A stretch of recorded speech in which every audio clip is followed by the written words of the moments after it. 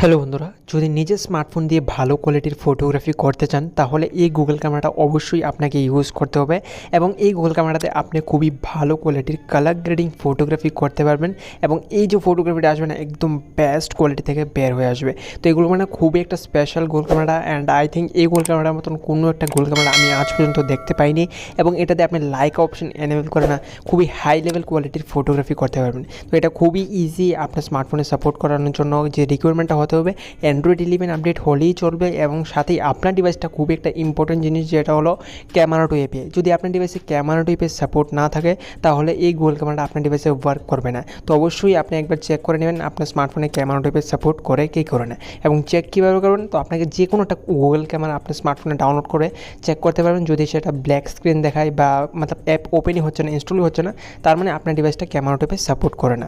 এবং যদি সাপোর্ট করে তো অবশ্যই আপনার গুগল ক্যামেরা ওপেন হবে। তো গুগল ক্যামেরা যদি ওপেন হয়ে যায় তাহলে এই গুগল ক্যামেরাটা আপনি সাপোর্ট করতে পারবেন।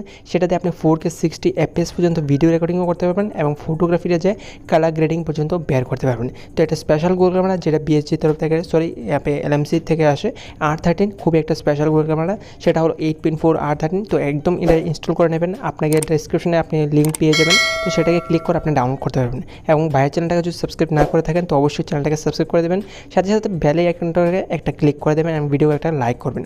সেটা ডাউনলোড করার পর আপনার স্মার্টফোনে সেট হয়ে যাবে এবং এটাতে একটা কনফিগ ফাইলের দরকার। সেই কনফিগ ফাইলটা ছাড়া আপনি যে ফটোগ্রাফি এবং ভিডিওগ্রাফিটা সেটা বেস্ট করতে পারবেন না। তার জন্য একটা শীঘ্রই আমি ভিডিও নিয়ে আসবো, সেটা তার কারণে আপনাকে দেখাবো কীভাবে ইনস্টল করে আপনার কনফিগটা সেট করে দেবেন সেই গুগল ক্যামেরাটাতে। তো ডাউনলোড করার পর আরামসে আপনি স্মার্টফোনে ইনস্টল করবেন এবং সেটাতে নর্মালি আপনি ভালো কোয়ালিটি ফটোগ্রাফি করতে পারবেন, কিন্তু কনফিগ ফাইল ছাড়া আপনি কালার গ্রেডিং ফটোগ্রাফি করতে পারবেন না। তো এটার জন্য খুবই একটা ইম্পর্টেন্ট যে কনফিগ ফাইল আপনার ডিভাইসে সাপোর্ট করতে হবে। সেটার জন্য আপনার ডিভাইসটা একটু মিড রেঞ্জ ডিভাইস হলেই চলবে, কনফিগ ফাইলটা সাপোর্ট হয়ে যাবে। তো দেখা হবে আরেকটা ভিডিওতে। ভিডিওটা এই পর্যন্ত ছিল এবং এই গুগল ক্যামেরাটা সবচেয়ে একটা স্পেশাল গুগল ক্যামেরা, আজ পর্যন্ত আমি দেখতে পাইনি এরকম গুগল ক্যামেরাটা।